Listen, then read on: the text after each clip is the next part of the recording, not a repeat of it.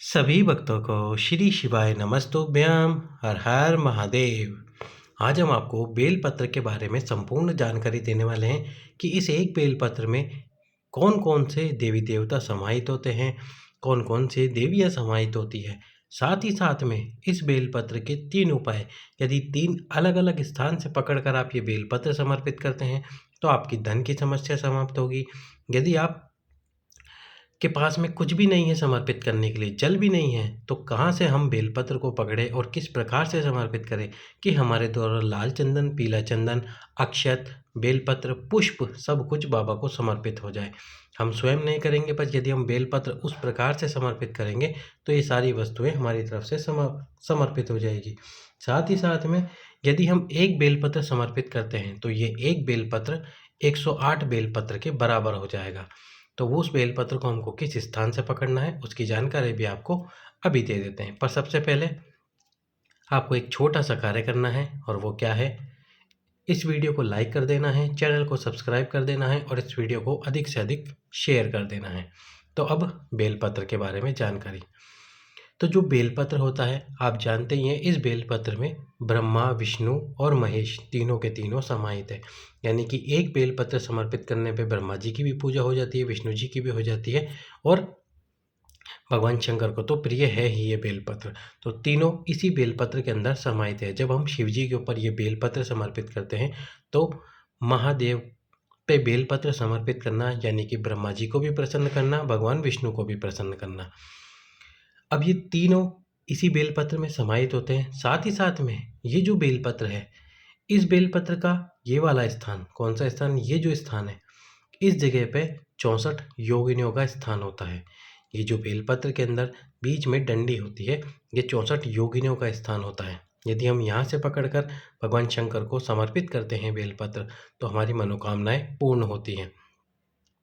साथ ही साथ में जो बेलपत्र की नीचे वाली डंडी होती है, ये जो स्थान होता है, इस स्थान पर 33 कोटि देवी देवताएं निवास करते हैं।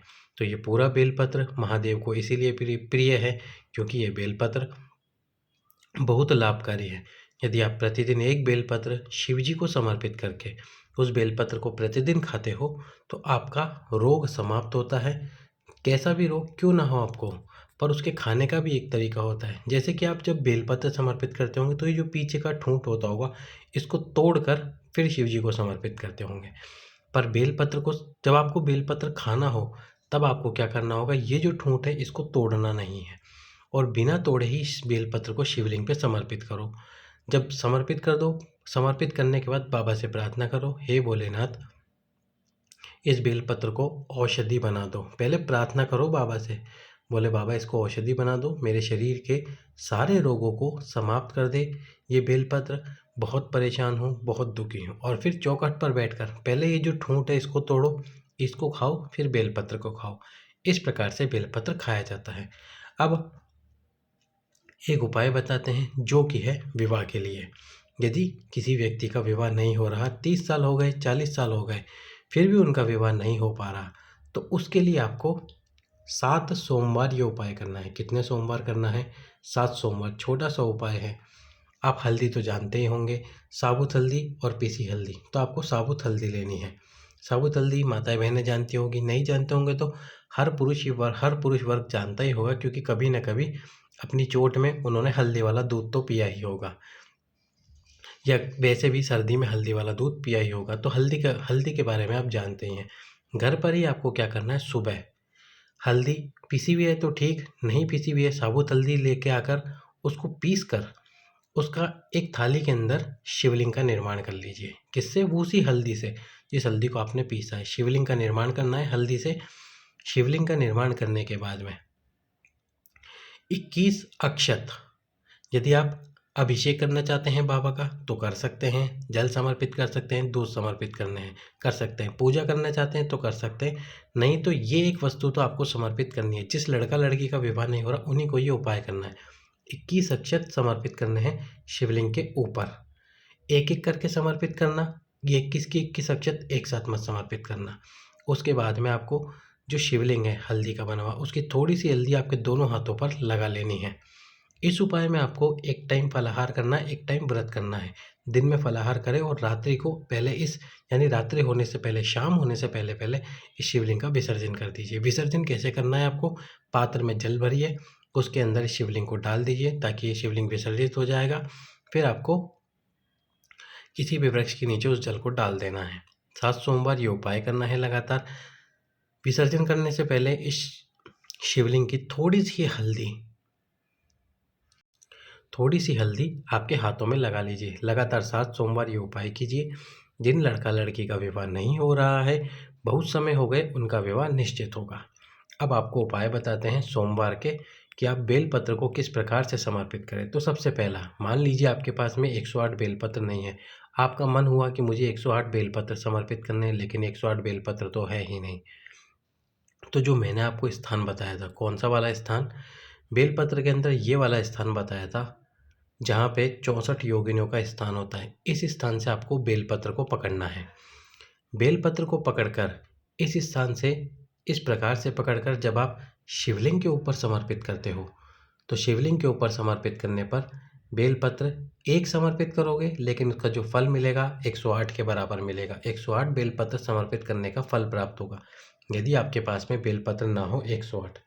दूसरा उपाय सोमवार के दिन करना है। चाहे तो आप लगातार कर सकते हैं सोमवार से, पर सोमवार के दिन तो अवश्य ही करें। दूसरा उपाय क्या है कि यदि मान लीजिए कि आपके पास में लाल चंदन नहीं, पीला चंदन नहीं, अक्षत नहीं, और जो हम वस्तुएं भगवान शंकर को समर्पित करते हैं उसमें से कुछ भी नहीं है, आपके पास में जल भी नहीं है समर्पित करने के लिए, तो क्या करना है? आपको शिव मंदिर में जाना है। शिव जी के ऊपर यदि बेलपत्र समर्पित है, उस बेलपत्र को उठाइए, धो लीजिए, आपके सीधे हाथ में उस बेलपत्र को रखिए और उसके ऊपर आपका उल्टा हाथ रखिए। आपके जो मन की कामना है वो बोलिए और फिर बेलपत्र की जो आगे वाली पत्ती है, जो कि आप देख रहे हो, इस पत्ती से बेलपत्र को पकड़कर शिवलिंग के ऊपर समर्पित कर देना। इसी प्रकार से जैसे मैंने आपको बेलपत्र पकड़ के दिखाया, इसी प्रकार से पकड़कर, केवल पत्ती से ही पकड़ना है, बाकी और कहीं से बेलपत्र नहीं पकड़ना। शिवलिंग पे समर्पित करना। डंडी, ये जो बेलपत्र की डंडी है, इसको आपके विपरीत में रखना। तीसरा और अंतिम उपाय बेलपत्र का, जब भी आपको धन की समस्या होना प्रारंभ हो जाए, तो सोमवार से लेकर लगातार 15 दिनों तक आपको बेलपत्र की जो नीचे वाली दोनों पत्तियां हैं, यहाँ से बेलपत्र को पकड़ना है और शिवलिंग के ऊपर समर्पित कर देना है आपके विपरीत डंडी रखते हुए। आपके विपरीत डंडी रखते हुए यदि बेलपत्र को आप समर्पित करते हो, तो बाबा आपकी धन की जितनी भी समस्या चल रही होगी उसको समाप्त कर देगा। लेकिन 15 दिन लगातार आपको बेलपत्र इसी प्रकार से समर्पित करना है। अब अंतिम उपाय, यदि घर में समस्याएं चल रही है, फिर वो समस्या किसी भी प्रकार की हो, धन की हो, कोई मनोकामना पूर्ण नहीं हो रही हो, विषम परिस्थिति चल रही हो, तो प्रत्येक सोमवार को एक कार्य कीजिए। बेलपत्र अपने हाथ की हथेली में रखिए इस प्रकार से। अब इस बेलपत्र को रखने के बाद में एक कलश जल भरकर इसी बेलपत्र के ऊपर रख देना। आपको कलश का जल भर के इसके ऊपर रख देना। फिर आपको क्या करना है, आपका जो घर है उस घर के अंदर घूमना है। यानी कि जैसे आपने कलश रख दिया बेलपत्र के ऊपर, पूरे घर के अंदर उस कलश को लेके घूमना है। जब एक पूरा राउंड या आपके पूरे घर के अंदर आप लगा लो, फिर उस कलश को अपने हाथ में ही रखना, कहीं और मत रखना। घर से बाहर निकलते समय उल्टा हाथ, आपका जो उल्टा हाथ है उस कलश के ऊपर रख देना। उल्टा हाथ रखते हुए शिव मंदिर में चले जाना। सबसे पहले आपको क्या करना है, शिव मंदिर में जाओगे और शिव मंदिर में जाने के बाद में पहले तो कलश उल्टे हाथ से सीधे हाथ से उल्टे हाथ में लेना, यानी कि बेलपत्र के ऊपर से अपने पास में ले लेना। उल्टे हाथ में कलश लेना और जो सीधे हाथ में बेलपत्र है वो माता अशोक सुंदरी वाले स्थान पर समर्पित करना। बेलपत्र की जो डंडी है वो जलाधारी की तरफ, जहाँ से जल बहकर नीचे गिरता है उस तरफ हो, और फिर जो जल है आपके हाथ में कलश में, उस जल को, थोड़े से जल को माता अशोक सुंदरी पर समर्पित करना। जल की धार बिना रोके उसी धार को शिवलिंग के ऊपर ले जाना। आपके घर की जो समस्याएं होंगी, जिस समस्या से आप परेशान चल रहे हो, घर में पितृदोष भी क्यों ना चल रहा हो भयंकर, वो पितृदोष भी समाप्त हो जाएगा। बस करना इस उपाय को प्रत्येक सोमवार और केवल 3 सोमवार यदि आप ये उपाय कर लेते हो, तो बाबा आपकी घर की सारी समस्याओं को हर लेंगे, सारी समस्याओं को समाप्त कर देंगे। सभी भक्तों को श्री शिवाय नमस्तुभ्यम। हर हर